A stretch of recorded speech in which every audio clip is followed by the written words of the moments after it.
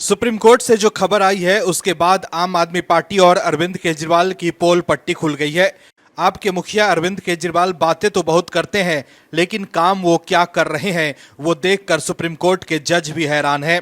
अरविंद केजरीवाल और आपके तमाम नेता ये कोशिश कर रहे हैं कि कैसे भी चुनाव से पहले आम आदमी पार्टी की छवि सुधर जाए।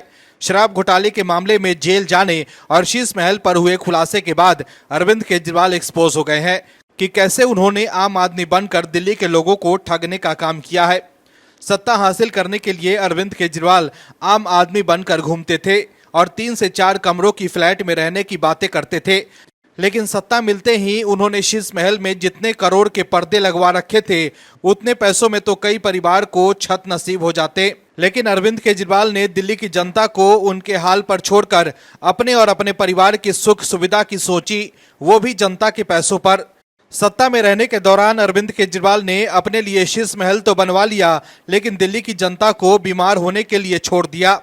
और अब पद यात्रा के दौरान अरविंद केजरीवाल घूम घूम कर दिल्ली में कह रहे हैं कि उन्होंने जितने काम किए हैं शायद ही किसी ने किया होगा, लेकिन सुप्रीम कोर्ट ने आपकी आतिशी सरकार को एक्सपोज करके रख दिया है। दिल्ली में जो हुआ है उसके बाद सुप्रीम कोर्ट ने दिल्ली की आतिशी सरकार को जमकर फटकार लगाई है। क्या है खबर, बताते हैं आपको इस रिपोर्ट में। दरअसल आम आदमी पार्टी ने दिल्ली का हाल क्या कर दिया है उसको लेकर लगातार खुलासे हो रहे हैं। अब सुप्रीम कोर्ट से जो खबर आई है उससे आप घिर गई है।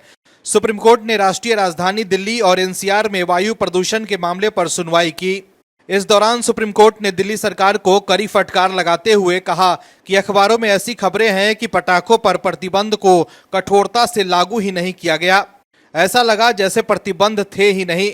इसके साथ ही सर्वोच्च अदालत ने कहा कि दिल्ली सरकार जवाब दे कि पटाखों पर प्रतिबंधों को कड़ाई से क्यों लागू नहीं किया गया। सुप्रीम कोर्ट ने कहा कि हमें कुछ ऐसा करने की जरूरत है ताकि अगले साल दिवाली के दौरान पटाखों पर प्रतिबंध के अदालती आदेश का उल्लंघन न हो पाए। इसके साथ ही शीर्ष अदालत ने पटाखा जलाने वालों के खिलाफ भी कड़े रुख के संकेत दिए। सुप्रीम कोर्ट ने कहा कि दिल्ली में पटाखों पर प्रतिबंध का उल्लंघन करने वालों के खिलाफ परिसरों को सील करने जैसी सख्त कार्रवाई की जरूरत है। सर्वोच्च अदालत ने दिल्ली सरकार और दिल्ली पुलिस आयुक्त से पटाखों पर प्रतिबंध को लागू करने के लिए उठाए गए कदमों के बारे में भी जवाब मांगा है। इसके लिए अदालत ने उन्हें 1 हफ्ते की मोहलत दी है। जस्टिस अभय एस ओका और अगस्टीन जॉर्ज मसीह की पीठ ने समाचार पत्रों की उन रिपोर्ट का हवाला दिया जिसमें शीर्ष अदालत के आदेशों का उल्लंघन का जिक्र है।